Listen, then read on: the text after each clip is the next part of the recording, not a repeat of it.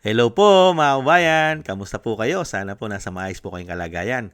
At samahan niyo po inyong lingkod, si Kamanong po dito po sa Tambayan mga kabayan at tayo po yung magkomentuhan. Mag-umpisa na po tayo mga kababayan. Ito po, maganda po ito yung gagawin po ng asawa po ng Vice President na idemanda po ang mga tao na nag-i-impeach sa Vice President, yung mga complainant sa impeachment, yung sinasabi pong totoo ang kanilang mga paratang, napakaganda pong idemanda at pag-usapan po sa korte. Kasi kailangan po nilang patunayan ang mga bintang nila sa Vice President, lalong-lalo po kay Atty. Mans. Pakinggan po natin itong balita, mga kababayan, at panuorin dito po sa interview kay Atty. Salvador Paulo Panelo Jr., anak po ni Atty. Sal. Umpisa na po natin pakinggan sila at panuorin. Tingin nila karapatan nilang mag-file nun. Karapatan din po ni Attorney Mans na i-file tong kasong ito kung naniniwala siya na harassment po ito, na hindi po totoo yung mga sinasabi nila or naging negligent sila dahil hindi po nila inaral ng mabuti yung basihan nila at wala naman palang basihan talaga yung mga reklamo nila. So nasa tama po yan si Attorney Mans kung ganun po yung posisyon niya. Karapatan niya po yan at dahil siya po ang complainant dito sa kasong ito,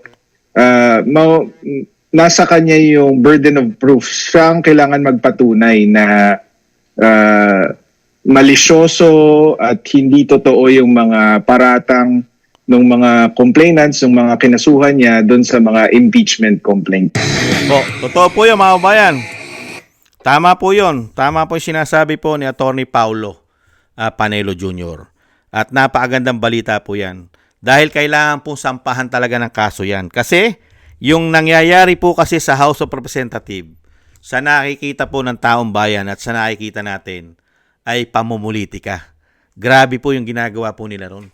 Ano po ang nangyayari doon? Ang tingin po natin doon, di po ba? Ano po tingin natin doon? Para po siyang demolition job. Di po ba? At isang damukal na black propaganda gamit ng mga malalaking mainstream media di umano. Hindi po ba? Grabe.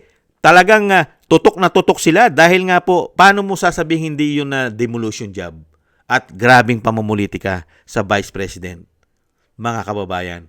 Lahat po ng issue ng korupsyon na ayaw nilang tutukan at imbestigahan, na trilyon at daan-daang bilyon, ay karamihan po'y sangkot ay mga politiko na nagmumula po sa House of Representatives di umano at sa Senado di umano.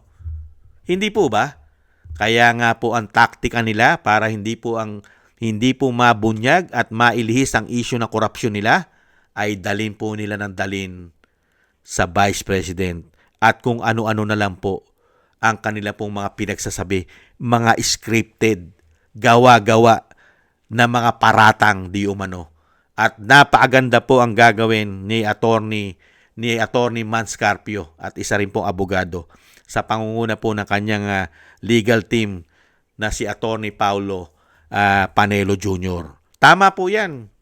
Lagyan po nila ng malaking pataw yan dahil nga po hindi raw po bababa, mahaba pa po yung balita na yun yung pahayag po ni Paulo Panelo. At nilagyan po nila ng milyon, hindi po bababa sa 7.3 million yung civil case po na kailangan po nilang sagutin. At nandiyan naman, lahat po yan, ididemanda po nila, lahat po na nagbibintang sa Vice President ay kailangan po nilang patunayan. At yung ibinibintang po nila kay Mans Carpio, kailangan po nilang patunayan sa korte yan na matibay ang ebidensya nila, lalong-lalo po si Madriaga, yung nakakulong po na convicted po ng kidnap po ransom. At nahandun pa rin po yung isa na nagbibintang din po, di ba, si Gloria Macapagal. hindi po si Gloria Macapagal, si Gloria Mercado. At syempre po ay dapat din po isama diyan si Trillanes.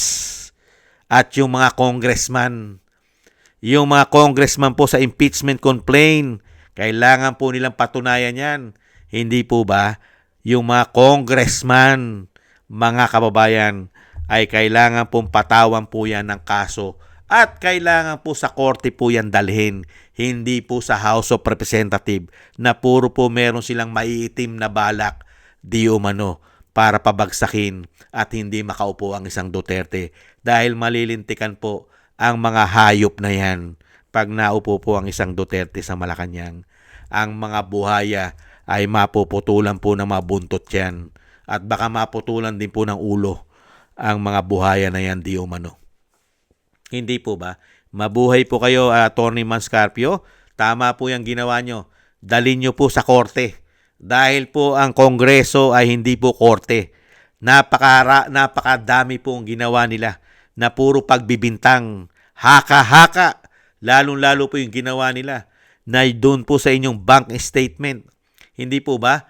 Binuksan ng AMLAC ang inyong bank statement at ang ginawa yung withdrawal, deposito, yung deposit and withdrawal, deposit sa mahabang panahon ay inadditional. Puro plus, mga kababayan. Dahil yun po ay nasa record. At yun ang kanilang pinapuputok na malaking pera ang pumasok sa inyong transaksyon. Hindi ba mga hindot ito? Yan po ang dapat nilang patunayan.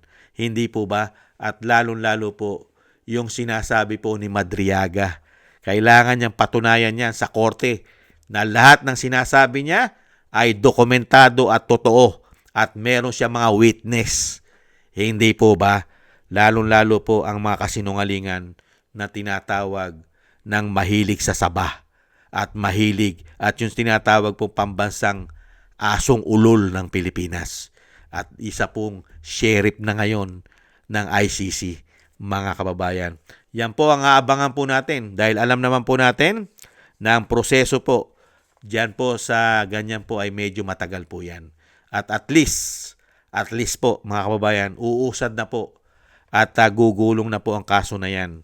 At darating naman po ang panahon, malalaman po natin at mabubunyag po ang mga kasinungalingan po ng mga tao na nagbibintang dahil po may pangsariling interes lang po ang kanila pong mga hangarin.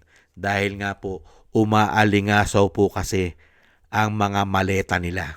Mabaho. Bumabaho na kasi yung maleta kaya umaalingasaw. Kaya kailangan nilang, meron po silang pagbintangan. Yung ginawa nilang anomalya at pagnanakaw, kailangan pong meron silang masisi.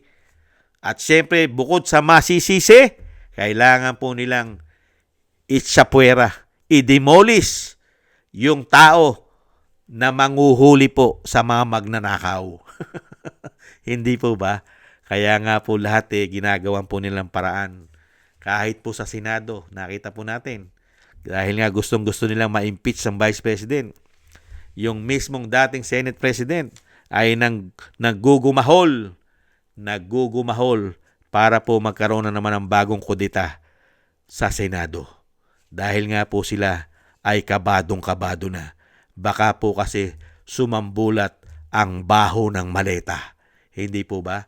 Muli po mga kababayan, antayin po natin at antabayanan ang mga susunod pong pangyayari at resulta po dito po sa sinampa po na kaso dito po sa mga impeachment complainant na dapat po ay sa korte pag-usapan dahil napakarami po nilang ibinibintang sa mag-asawang Duterte sa pangunguna po ng ating Vice President.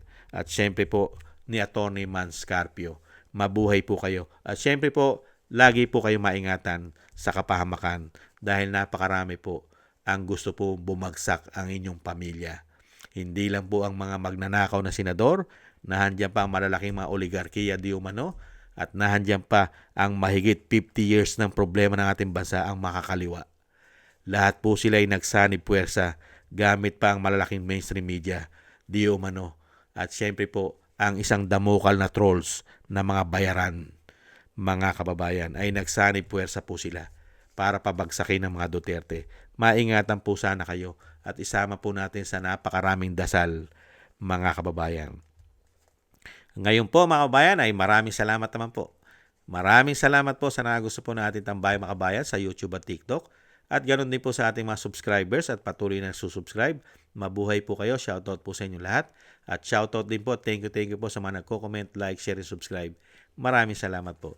At thank you rin po at maraming salamat po sa nagbibigay po ng tulong at biyaya Shoutout po kay Eric Hercio ng Canada, kay Jem Aris ng United Arab Emirates, Baby Roman at Ate Isa ng Cagayan, Ani Jo, kay Tatay Nick ng Toronto, Canada, kay Mila Yi, kay Felipe Shapno ng Texas, USA, Jesus Valdepena, Rolando Guerrero, Ma'am LB at Sir Manny ng North Miami, Florida, Rolando Timbol ng Alberta, Canada, Melchorita Espinosa ng Orlando, Florida, USA, Ma'am Arthur Estranero ng USA, Mika Legaspi, Frank Zamora ng California, USA, at Kingston ng Hong Kong. Maraming salamat po sa inyo mga kabayan at tiis-tiis lang po at ingat-ingat po kayo, lalong-lalo po sa inyo pumapagawa. Shoutout po sa inyo lahat. At tiis-tiis lang po tayo mga kabayan at samahan po natin ng maraming dasal nang tayo po'y maingatan sa pang-araw-araw. Maraming salamat po. Bye-bye!